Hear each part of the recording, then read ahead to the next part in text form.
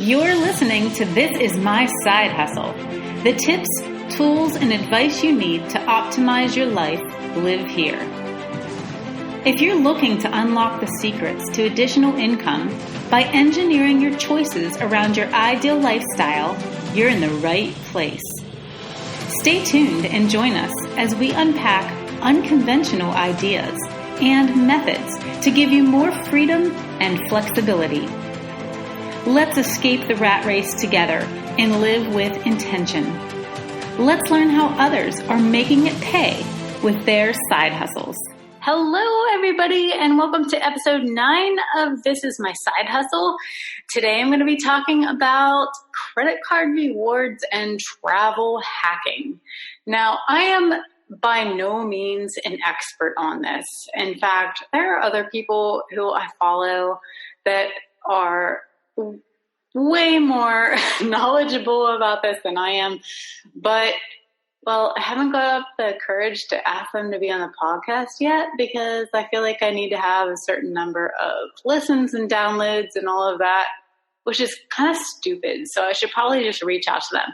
But I wanted to give you my own viewpoint on this and my own experiences because I've had a ton of great results and I've gotten so many great travel rewards by using credit cards the right way and by hacking systems and things like that. So I just wanted to go over that this episode and let you know what I was thinking. So I did want to reference a previous episode 7, about the funniest side hustles you've never heard of. I recorded that episode less than 24 hours than when I posted a post on a Facebook group from a probably the leading, I should say, side hustle podcast out there in their Facebook group. I don't want to name them because I don't want to identify people or use it inappropriately or steal from them or whatever. But I just got a notification that the group owner who does this podcast said this post is awesome. So I'm hoping you go back and listen to episode 7 because you'll probably find some really funny ideas for side hustles and there's a lot of great resources in the show notes. But getting back to, I go on tangents a lot. I'm horrible at that. I'm so sorry.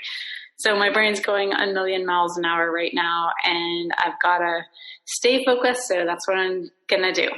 So back to travel rewards.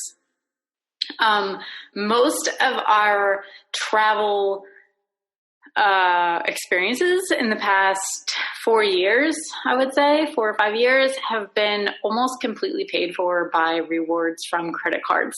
Now, if you have a problem with credit card debt, or if you feel like you get tempted to spend more than you have, please don't use credit cards. Please go to makingitpaytostay.com/dr, which is a post about what I do agree with and what I don't agree with about what Dave Ramsey has to say. I definitely do agree that if you have a problem with credit cards, you shouldn't use them. He says no one should use them. I don't agree with that whatsoever because pretty much all of our vacations have been paid for through credit card rewards and we just pay them off. And we use the bonuses to our advantage because we're not one of the people that the credit cards make money on because we don't pay interest because we pay them off right away. And many credit card companies have major bonuses, and a lot of them have minimum spends within a certain time period. I've found most of them to be at $3,000 in 3 months or less. Some of them are a little more than that, and some of them are more like $5,000 in 3 months or less. Some of them have annual fees, some of them don't. So you definitely need to look at the fine print, but the ones I'm going to be talking about and recommending that I use are definitely, totally, absolutely worth it. And I can't believe people aren't doing this more. People who do have a handle on their finances, do have the money saved up to pay for something in cash, but just aren't using these credit cards to their advantage. Because listen, credit cards are taking advantage of people who don't know any better and who do not know anything about financial literacy or any way to manage their finances every single day.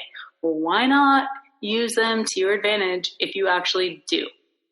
To me, I mean, they're asking for it. So let me get started with the Chase Sapphire card. So if you go to makingitpaytostay.com/Chase, you will see that you can earn travel rewards on almost everything.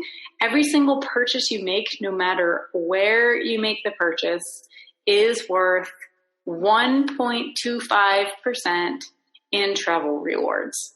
So yes, you could put that money toward a 2.25% high interest account in your savings account. But if you're going to buy something and then you want the travel rewards on top of it, use this, because they also give you additional points for things like hotel stays, airline stays, any kind of travel related purchase, and any kind of restaurant purchase gets a lot more than 1.25%. So you could be getting 6 or 7% back on your purchases by using the Chase Sapphire rewards card. And I will link to all of these things in the show notes, so don't worry. I'm going to talk about all of them. I'll tell you where to go. This one, as of when I'm recording this, does not have a purchase, or it does not have an annual fee for me. I've heard other people though say that it has a $95 annual fee. So you might want to double check the fine print when you go to sign up, because here's another thing. These credit cards do change their terms and offers often. So you need to go to the fine print and read what their current offer is. But even at $95, the amount I got back with bonus points, and when I signed up, it was around 60,000 bonus points. I think it's around $50,000 at time of recording, but $50,000 in bonus points by just spending $3,000 in 3 months is worth 75,000 bonus points for travel. So you're looking at almost a full week in a nice but relatively modest hotel, or probably 2 domestic flights in the US for adults, or a rental and a flight, or a 5-day hotel stay and a flight. So you need to look at that. But the $95 that I've found that they've added recently, and like I said, go check the terms and conditions. They change it practically every month, so I can't be sure what it's going to be when this actually airs. It's been worth it anyway. So we've used over $1,000 in points so far from the bonuses and just regular spends on various vacations that have ended up being, well, quote unquote free to us, because we were using it to spend money on things we'd already spent on. So I just want to give you a few ideas of what you could spend money on in advance to get your bonus points. So you can use this credit card to put a down payment on a car. I said in the previous episode number 8, I talked a little bit about our car down payment. We ended up getting an entire week free vacation because we put our down payment down with a credit card, which most dealerships are perfectly okay with. And then we immediately paid off that down payment because we had the money to do so. So definitely make sure you have the money to do so. But if you need to make a minimum spend and you happen to have a very big purchase like a car or even an appliance or something like that, consider doing that and then just paying it off before the statement comes. You won't have any interest, but you'll get all of those points. You can also prepay utilities. I know in our states, you can pay as much as you want on your gas bill or your electric bill. And then what they'll do in the months after that is just deduct it from the balance that you've paid. So consider doing that if you have access online to prepay any of your gas or electric bills. Throw $3,000 on it, and your electric bill should be paid for 3 years if you have literally nothing else to spend on. Another idea is to go and purchase gift cards at a grocery store with a blue AMEX card. So if you go to makingitpaytostay.com/blue AMEX, you can sign up for a bonus and you'll get 6% back on all grocery purchases and 3% back on all gasoline purchases. If you get that and use it to then purchase gift cards at your local grocery store, some grocery stores, like ones near us, give cash back on gift card purchases.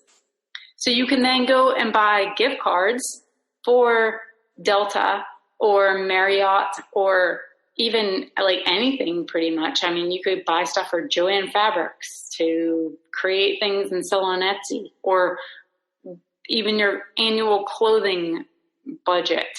You could buy things from American Eagle or whatever. If your grocery store gives you fuel perks on gift cards, so fuel benefits and fuel discounts on gift cards, go to your local grocery store with your Amex Blue card, buy that for the next year. You will have met your spend for the card, and you'll get the 6% cash back, and you'll get the fuel perks, and you just keep stacking. Don't forget to add your receipts to all the receipt apps that I mentioned in episode, I'm losing track, 7 or 6.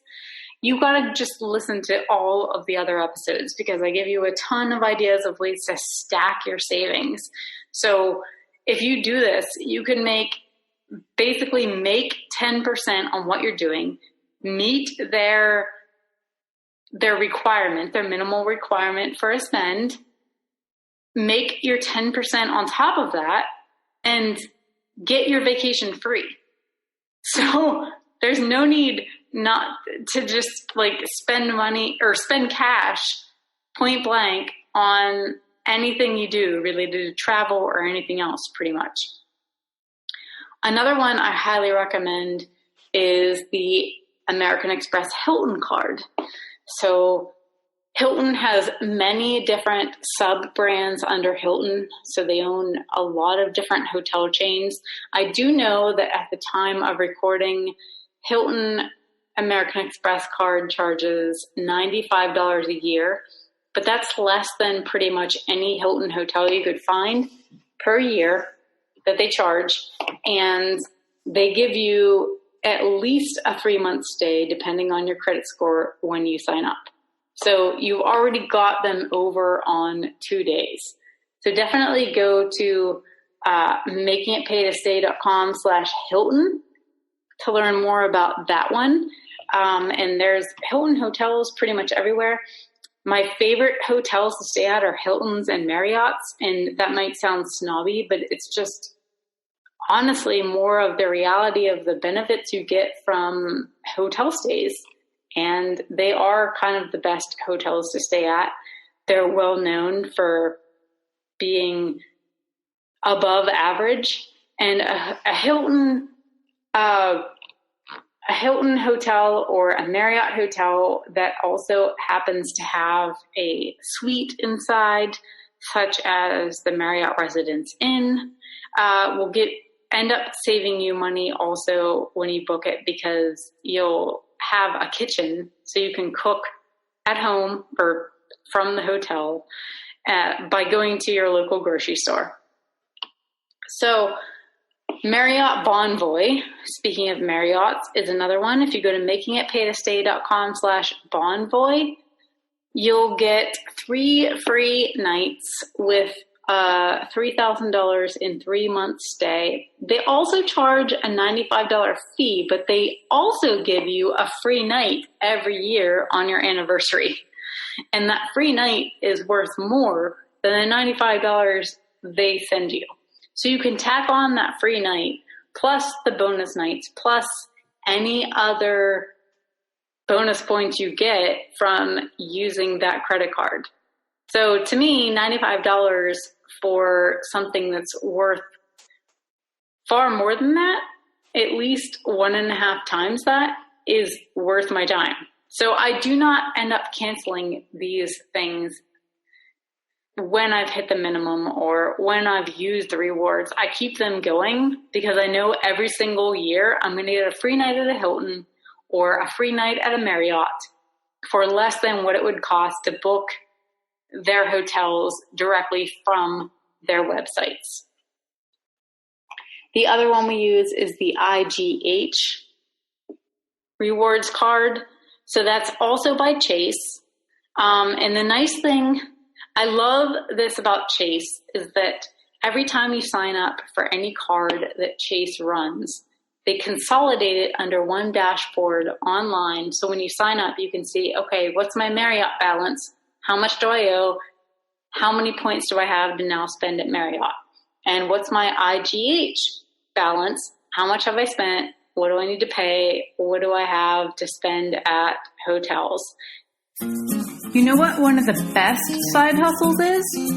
Getting cash back for things you spend money on anyway, every single month, all of the time without doing anything different.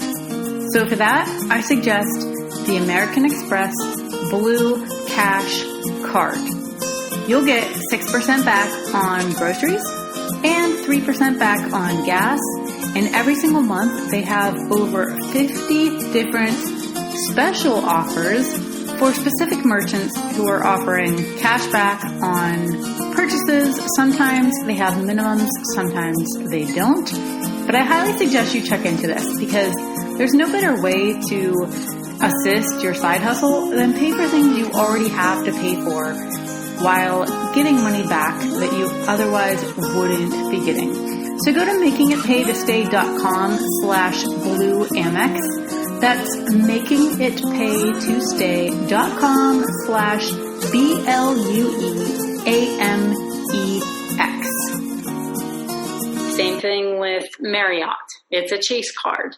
So I have the Chase Sapphire, Marriott Bonvoy, and IGH all under one dashboard. I can see instantly what I need to pay off, which I already have in reserves already, and then it just keeps building and building and building. So we went with IGH because they're part of the Holiday Inn network. So there's Holiday Inns, Holiday Express, there's a whole bunch of other ones, but when we travel for gymnastics, Holiday Inn is basically the one you'll find everywhere we go. And it may not be my favorite, but I'd rather use my points on things I'm already spending money on and use my points when I go to gymnastics rather than spending $150 every time we have to travel for gymnastics, because $150 times 12 weekends a year or even 10 weekends a year is $1,600 to $2,000 easy. If I had to pay that out of pocket, that's what I'd be spending. But I get their bonuses, and then I use them strategically based on how many points they give for various things you spend, and then we don't have to spend anything the whole year. So I've just saved myself at least $1,200. Same thing with Chase Sapphire and Bonvoy and the AMEX Hilton card. We have manipulated their terms of service and label them correctly to get the most from each of them. So here's another point I want to point out. If you have a spouse, if you're listening to this and your spouse perhaps isn't completely on board, or they don't even know like what the point of this is, or they think it's a waste of time, put a little label on their credit card that says what to use that for. So if you get the Amex Blue card, then put a little label on the top that says, use this for groceries and gas, and put it on the top of their card with a label. They're not going to know the difference. You can literally like rip off a piece of paper and tape it on. And then same thing with Chase Sapphire. Like if you're using this, use it for anything travel related or restaurants. Put it on the top. IGH, I don't even know. I don't give that to my husband because honestly, IGH, you get such a huge bonus from Holiday Inn. You basically get an entire week stay just by spending the minimum. That we've spent the minimum and that's pretty much it. And we've got ourselves set for the next gymnastics season. So think about how you can also help your spouse or your partner do this. Now, I also want to go over what you should do as far as how often to sign up for these things and how you should spread it out. So if you sign up for any kind of a new deal under your own name, you can do this and spread it out over 6 months. So if you sign up for a Chase bonus and then you sign up for another Chase bonus 6 months from now, it's probably not going to cause any issues. Although they're starting to realize, I think, that people are maybe scamming the system and people are getting smart. I don't mean scamming the system. I shouldn't say that. I should say using the system the way they laid it out. Taking advantage of their opportunities is what I should say, because it's not a scam. There's nothing illegal or bad about this whatsoever. But Chase in particular has started to realize that you can only do certain things so many times. So I would suggest spreading it out 6 months apart if anything is related to Chase, and also alternating between yourself and your spouse.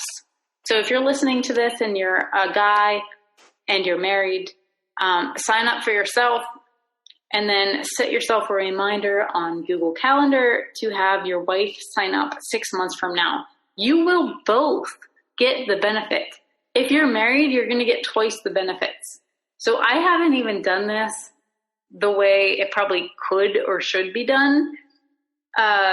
I've more staggered the credit card applications completely regardless of who owns them based on me and my husband. And I usually, I shouldn't say that. One time I spent 4 months and I signed up for 3 different credit cards and it didn't change our credit account whatsoever. So I signed up for one myself and then like 2 months later I signed up my husband and another month later I signed up myself. Our credit score was not affected. If anything, it went up. So don't worry about something like that unless you're about to buy a home. That's the only thing this is going to matter for whatsoever. And if you have them staggered 6 months apart between you and your spouse and back and forth, you can sign up for every single credit card offer you come across, whether it be Discover or American Express or Visa or MasterCard or what have you.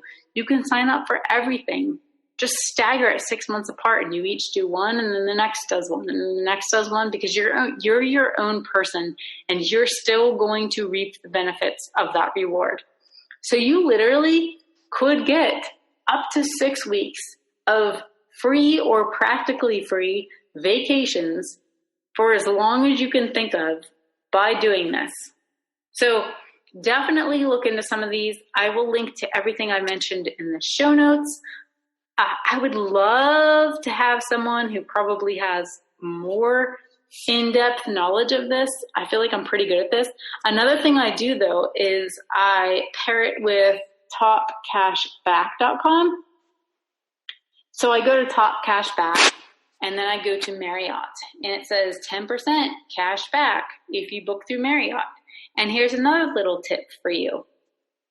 If you're booking directly through the company and you use that company's credit card, you're definitely going to get your best rate. Don't worry about going through Expedia or Priceline. You're not going to get a better rate for that if you're doing just a hotel or just an airline. So if you have an airline card, book directly with that airline online through Top Cashback to get your cash back, and then through their portal. So if it's Delta, go to topcashback.com, look for Delta, then click on Delta, then book it, with your Delta card and you'll really make out. Okay. Or if you're booking a hotel, go to topcashback.com and then Marriott, and then book it directly. If you're booking directly through a travel website, through that actual brand, you will be better off. If you're booking a package deal, you'll probably end up getting a better deal with something like Priceline or Expedia. I'll link to those things in the show notes, and definitely, take a look at that. If you're going to book a flight and a hotel and a car, sometimes you can get a better deal through some of these other websites, but you can't use your points. So be careful with that. If you've got a ton of points like we do, definitely go through the topcashback.com, then through that brand, then look at what you've got. Now, another thing I just wanted to go over real quick is that not only have we had practically everything paid for every time we travel for the past several years, we still have left over $75 in Chase Sapphire after booking practically everything we could think of through that portal. We still have 90,000 points through IGH, which means that will cover every single hotel stay for our next gymnastics season for both girls, even 2 days, completely. Marriott Bonvoy, we still have about 20,000 points left over, which is either 1.5 to 2 nights, even after booking everything we could this year for all of our vacations. And the AMEX Hilton, we have about 1 night left. Another tip I wanted to give you is through Chase Sapphire, you can cash in your rewards points for Airbnb gift cards. So we have a trip coming up. Actually, the time you're listening to this will either be there or just ready to leave. We have a trip coming up for Eastern Tennessee. We decided to book an Airbnb for a very remote cabin on a lake so that our kids have zero internet access. The only internet access I'll have, and that I'll know about because I'm not telling them the Wi-Fi password, is for any kind of emergency work that comes up for me. But we're going to be spending an entire week on a lake in the middle of mountains in Eastern Tennessee. It's very remote. We're not even near Pigeon Forge or Dollywood or anything like that. I love those places, but I felt like we as a family needed to just get away to someplace completely isolated. So we're going to this place through Airbnb, and I was able to cash in my Chase Sapphire rewards points for Airbnb gift cards. Then I applied them to my Airbnb account, and then I booked our vacation. And it was paid for by stuff I already buy. It's stuff throughout the year that I've got set up on auto pay or things we spend already, and we're pretty frugal, but we still ended up getting a free vacation pretty much based on just what we spend money on because I cashed it in for an Airbnb account. We had $100 that I still needed to cover because I didn't want to deplete my Chase Sapphire account to nothing. So I left about $75 in there just in case, because you never know if you're going to need like a last minute hotel stay. And I went to our local grocery store. They had Airbnb gift cards. So I used my Amex Blue card for a $50 or $100, I can't remember, Airbnb gift card. And I got 6% back on that on top of it. So I ended up spending maybe $90 total on an Airbnb for an entire week that lets our whole family and our dog stay in a beautiful cabin with a view and a hot tub. It's right on the lake. So there's no reason to be afraid of credit cards if you are responsible for them. If you can do the math and you can look at the numbers and okay, this is like a no-brainer, then do it. But if you do struggle with credit card debt, and if you have a credit card in your pocket and it's burning a hole in it, and you feel like you need to go out and buy more clothes or buy more crap that you really don't need, then please don't sign up for these. But if you feel responsible and if you feel like you should or you can make use of these amazing tips and get free travel, then do it. Like, be the person who's going against the credit card companies. Be the person who is not afraid to play their game. So I hope this helped. I will have all the links in the show notes. And until next time, this is my side hustle. Thanks so much for listening. And don't forget to rate us, review us, and go to the show notes and leave us a comment on things you might want to hear about in the future or your thoughts on this particular episode. If you want to be on the show, then go to makingitpaytostay.com/application. Or if you just want to leave us a question or comment via voicemail, then go to makingitpaytostay.com/voicemail.